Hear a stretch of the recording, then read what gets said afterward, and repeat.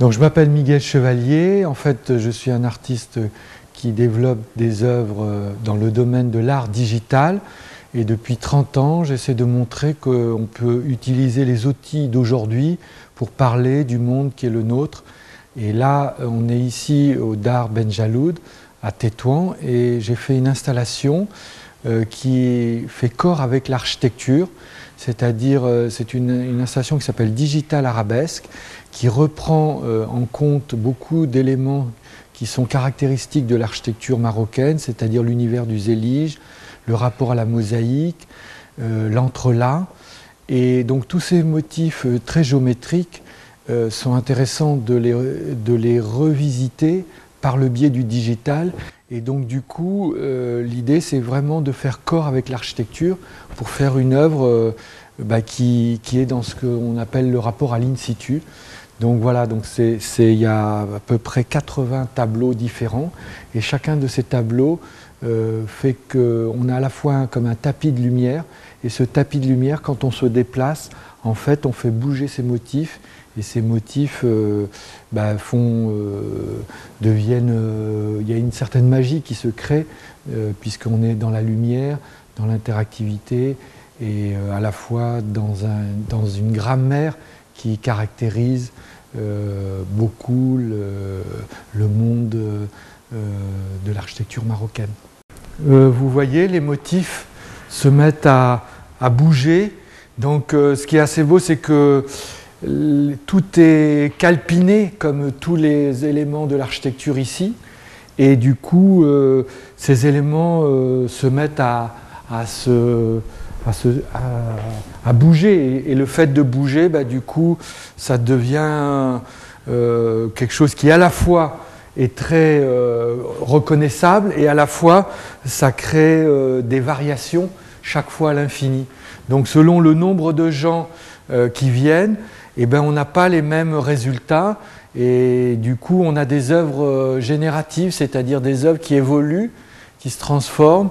Et ça, c'est aussi un des aspects novateurs de ce type de travail qu'il est impossible de faire avec les autres modes de création que sont la peinture, la photo ou la vidéo.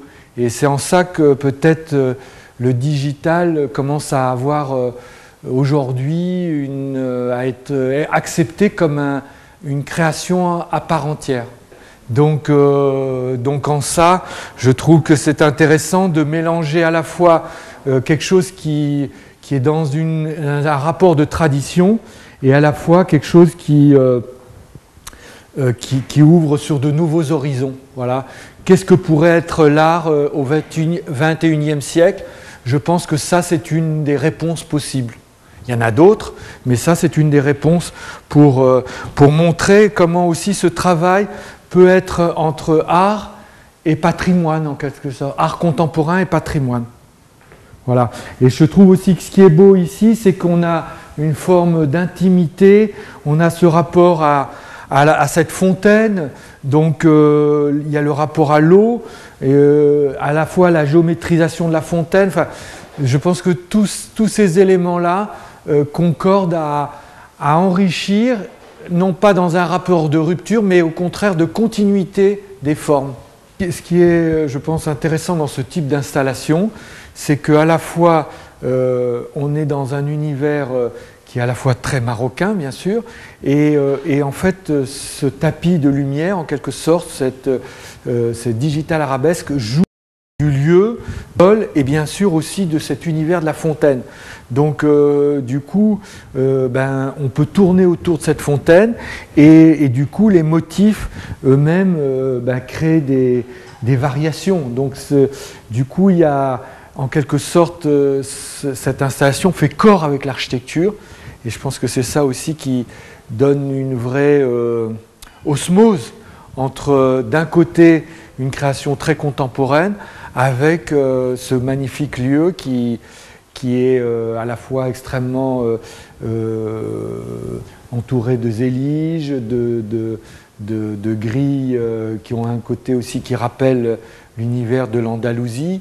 Donc je pense que c'est ça qui est intéressant aujourd'hui, c'est le mélange des cultures et comment on peut y trouver aussi dans chacune de ces cultures, qui sont marocaines, espagnoles, françaises, peut-être des éléments qui montrent que tout ça n'est pas qu'il peut y avoir des fusions entre ces cultures. Voilà.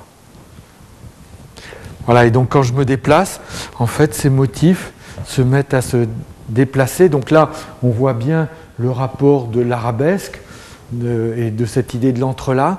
Et donc ces motifs, du coup, font vraiment sens avec le lieu, j'espère.